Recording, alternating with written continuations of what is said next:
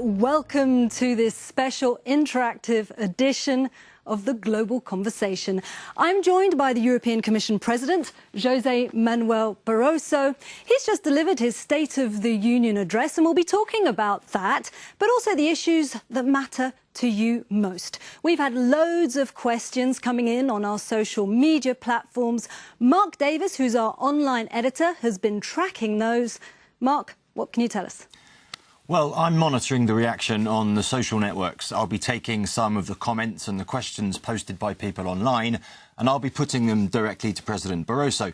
Now, when this interview ends on air in about 20 minutes, it continues online in a Google Plus Hangout, a kind of video web chat.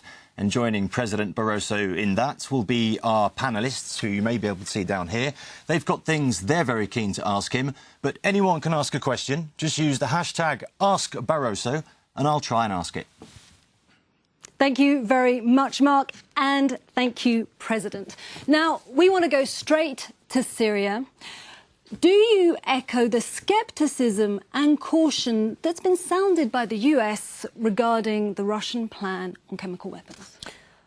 We believe we should try it, but of course there are good reasons to be sceptical because, as you know, until recently, the Syrian regime was denying to be in possession of chemical weapons. And now they are saying that they are ready to accept international control and, let's say, neutralization of these weapons. So we should be skeptical, but I believe we should try to have that solution because the European Union has always stated that for the overall conflict, only a political process can give a lasting solution. So if this didn't work, would you then support military action?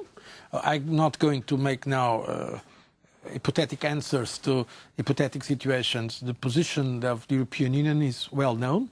We believe that we should have a strong reaction of the international community to what was an horrendous crime and the violation of international law and the crime against humanity, indeed.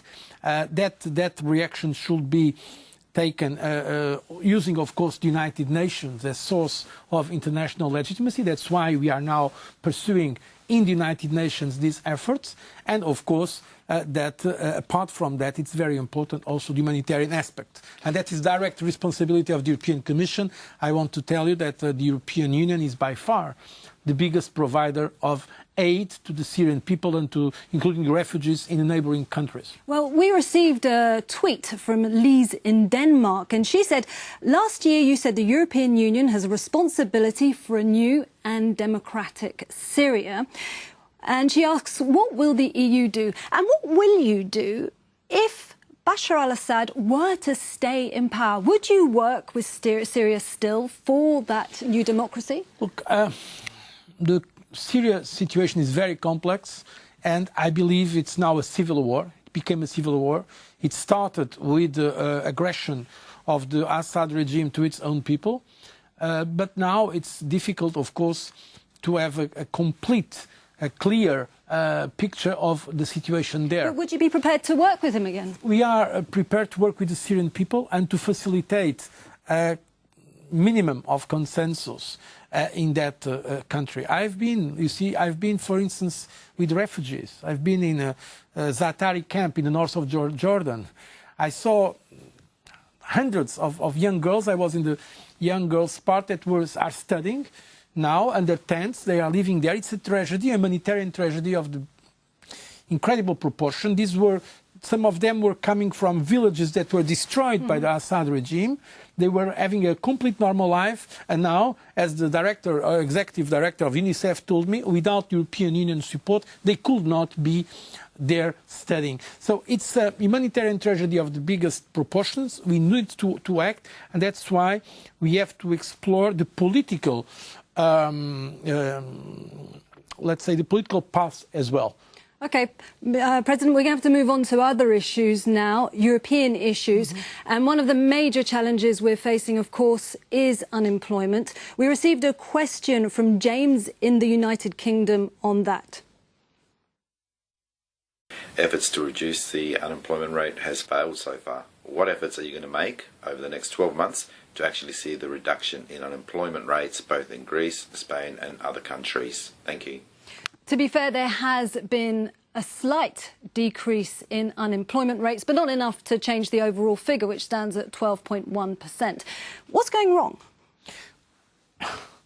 What's going wrong is the economic situation of some of our member states, because it's in fact a situation that, as I said yesterday, it's socially unacceptable, politically untenable, and economically also unsustainable. We are doing everything we can at European level, but let's not forget this employment is mainly a national competence. The employment policies are a national competence.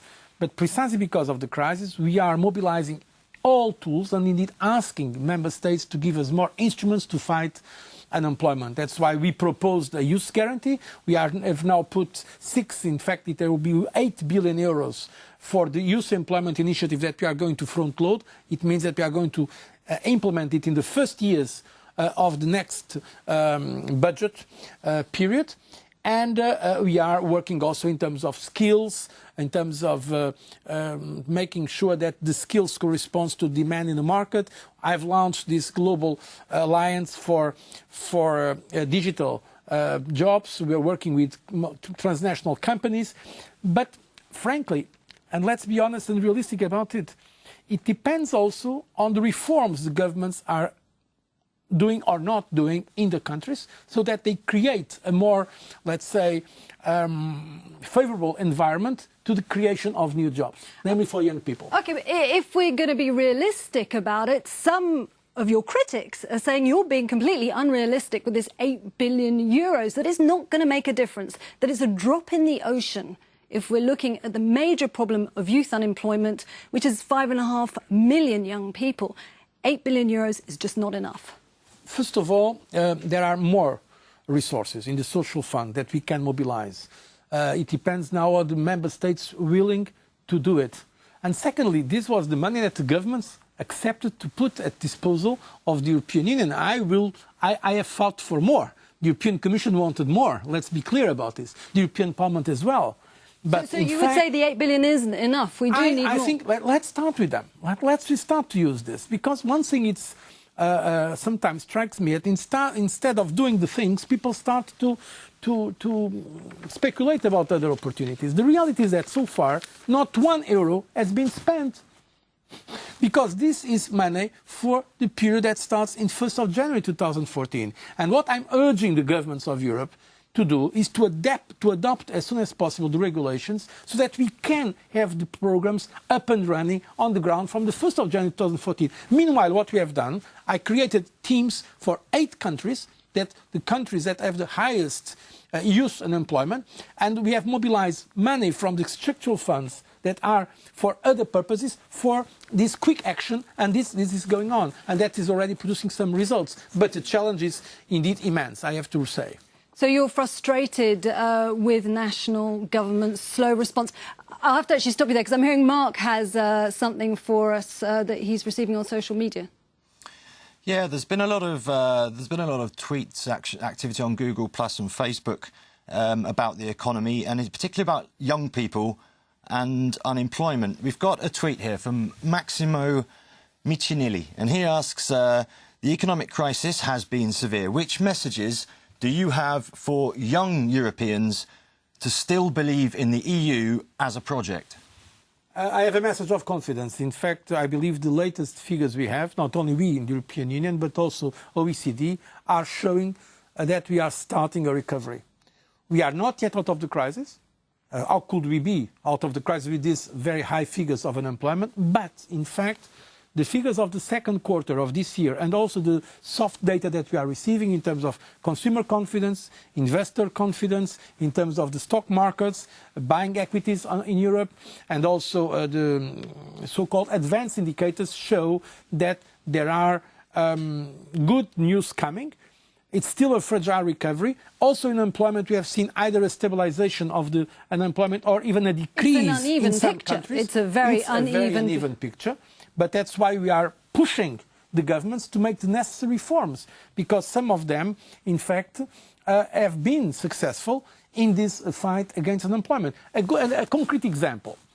Vocational training is very important. At the same time that we have many young people unemployed, we have many firms that are asking for people with ICT competencies. There is a demand for people to work in the health sector. So there is a mismatch. We have also created a portal in the European Union called EURES that puts precisely the information available of jobs that are available in the European market. You mentioned the growth, but the growth rate is, as you said, small. It's 0.3%. And many economists are saying that is not sufficient to reach escape velocity out of this crisis, that we're going to see anemic growth and therefore minimal impact on unemployment. 0.3 for the quarter. So if we analyze it, it's quite... But they're saying the future projections are also anemic. For instance, my country, Portugal, had a growth of 1.1 the second quarter, after many Greece's economy contracted. Quarters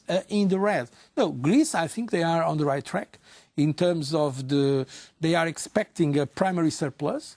So I believe we have to recognize the huge sacrifices made by the Greek people, and I believe with determination Greece will come to positive figures. But we have to remind ourselves why we are in this situation. Why? It came with the financial crisis that, by the way, did not start in Europe, but also it was the result of overspending by the national governments, including the case of Greece, but also irresponsible behavior in the financial sector. And now we are correcting things. This takes time. Let's be honest about it. Let's not promise what we cannot deliver. But in fact, a lot has been done. First of all, to avoid the dismantling of the euro, to avoid situations that would have been much, much more difficult and painful for our citizens. Okay, but the International Monetary Fund admitted it made mistakes in Greece. What mistakes would you admit to? I think we have been basically supporting Greece. And would you admit to the fact that mistakes were made there? Basically, no. Our position has been always that we need to pursue fiscal consolidation, but we have always highlighted from the beginning that this was not the only policy. There were structural reforms that were necessary. For instance, privatization was necessary. So it's a caricature to present the European Union policy in the euro area as just fiscal consolidation. We have, of course, countries with this huge debt have to make an effort to put their public finances in order, but we have advocating investment and a growth-friendly fiscal consolidation and more structural reforms. Greece has done a lot with great sacrifices of its people in terms of the fiscal side, but the structural reforms took some time to start. And now, I believe they are doing with more determination what is necessary for their recovery. And other countries, Portugal, Ireland, that is already been able to go to the markets with success, Spain, that has a program just for the banking sector, what they are doing in terms of reforms, for instance, in terms of correcting their external balances, is really amazing. I'm going to have to cut you there, President, and we're going to move on to another question. And this is a question we received from a celebrity. It's the director of the award-winning film The Artist, which won 5 Academy Awards. J'avais une question à vous poser qui était de savoir, sachant, parce que vous savez aussi bien que moi que le système français de financement du cinéma est très bon, pourquoi vous avez comme politique de vouloir le détruire plutôt que d'essayer de l'exporter aux autres pays d'Europe, ce qui serait plutôt une manière de créer des emplois, de créer du lien social, de créer des histoires, et pourquoi pas de la joie. So here he's obviously speaking about the EU-US trade deal, the cultural exception. But beyond that, in some respects, what underlies this, for me, is this growing sense of mistrust, top-down, across all levels of society, including intellectuals and influential people like this director. At the EU, people don't trust the EU anymore. Shall I answer in French or in English? In English. Because we are speaking about cultural diversity, yeah. I will be happy to respond directly in French because the question was in French. First of all, my congratulations to the director because I've seen the movie and it is indeed a great success. By the way, that movie received support from the European Union, the European Commission. We have the media program and we have the biggest program of support to cultural diversity that exists in Europe. He doesn't think so. I'm sorry, but no, because he was referring to other issues that I think there was a misinformation or a misunderstanding, probably not completely innocent. We are for... Sorry, not completely innocent. Would you say that you were misinterpreted or that... I think that I was misinterpreted, and also... We're talking here about the reactionary statement. Exactly. And my statements were from some quarters, they were explicitly changed. I have never said that it's reactionary, the French system. On the contrary, I support the cultural diversity. What I said is that some arguments against globalization are reactionary because they don't take in consideration the evolution of the world and the opportunities that also globalization offers us. So, but one point I want to make clear, nobody defends more cultural diversity than the European Commission. What about the sense of mistrust? We have never proposed to eliminate cultural diversity from the negotiation in the United States. Let's move on to the next issue of mistrust, though.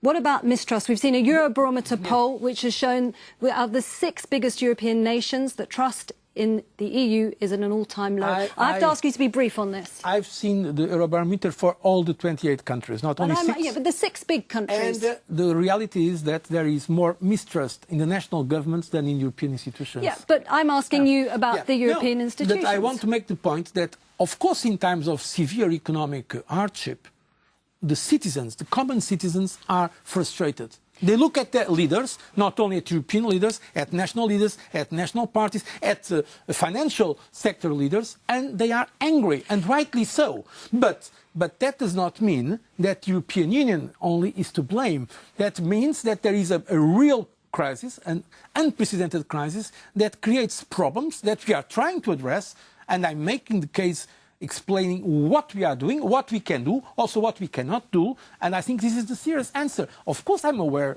of the dissatisfaction with the citizens regarding the European Union, but if you look in the same... You said take a certain amount of responsibility for that. Of course, all of us have a responsibility, and I'm ready to assume that responsibility. Mark is coming back to us, I think. Yeah, well, another one of the themes that seems to be coming back again and again, and it has been over the last few weeks, is Euroscepticism.